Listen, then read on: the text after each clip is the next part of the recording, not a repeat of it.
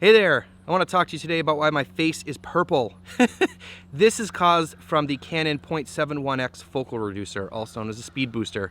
I'm currently shooting on the C70 with the speed booster and right now have the 24-70 f2.8 Mark II on here. Now this is a very expensive setup and pretty much perfect for me for my run and gun documentary style filmmaking. I love a 24-70 at 2.8 and this is all Canon brand stuff and basically the best thing that they could offer in this sort of setup. But what I noticed on some shoots recently is that I was getting this purple circle appearing in images, and I don't see too many people talking about this, so I wanted to document it and show you guys that this is a problem that can sneak up on you when you're not aware of it, or maybe didn't see it when you're out, because if you're out shooting in sunlight, sometimes you can't see the screen or your monitor is not bright enough, and this can definitely happen. So it definitely occurs in backlit situations, and I'm forcing the issue here just to show you. And when you're backlighting, obviously you get some flares and stuff because you have those intense sunlight, the rays are coming through the lens and stuff. And I don't mind this kind of flaring up here because I think it looks cool and dramatic and pretty, but having a purple circle in the center of the image is just going to destroy it. And I definitely lost a few shots because of it. So what I want to do today is I just want to show you that it is caused from the focal reducer. So I'll switch out to a different lens, and then I'll also show you this lens with the straight pass-through adapter so you can sort of see the difference.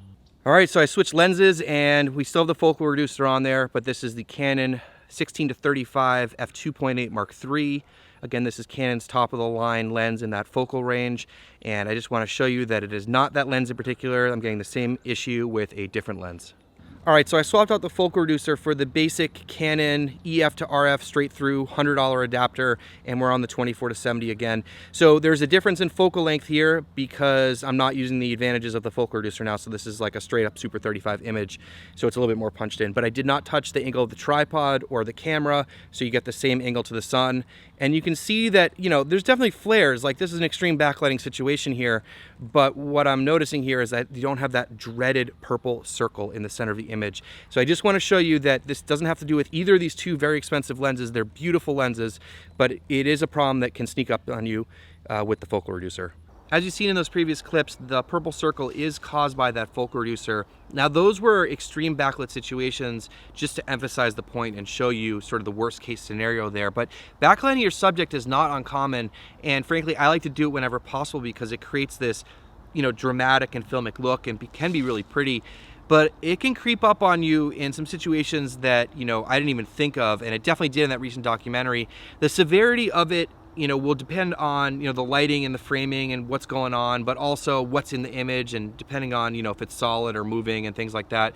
Sometimes it can show up as a really defined purple circle in the center of the image, and sometimes it can be kind of just like a little bit of a purple cast that you can't really unsee.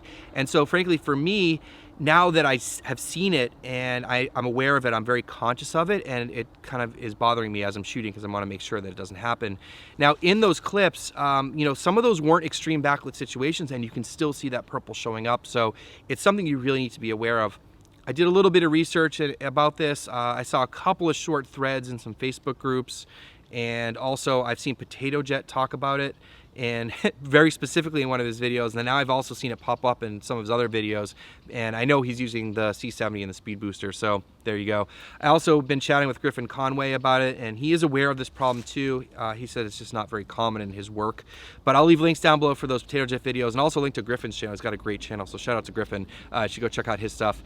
So all of these things considered, what can you do about it? Well, I've seen some recommendations about turning off lens corrections in the camera, and I tried that. I turned off all the lens corrections and even different combinations of them, and it didn't make a difference.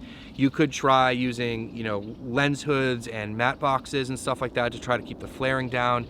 But frankly, I think it's going to creep in regardless, just because of something to do with the physics in the glass. I'm not really sure, but anytime you introduce more glass into your system, there's other things going on. And overall, I think the speed booster is a great piece of equipment, and I will make a full review about it because I think it's super cool and really does add a lot to the C70. But I wanted to make everyone aware of this situation in particular. So if you found this helpful, please consider hitting subscribe.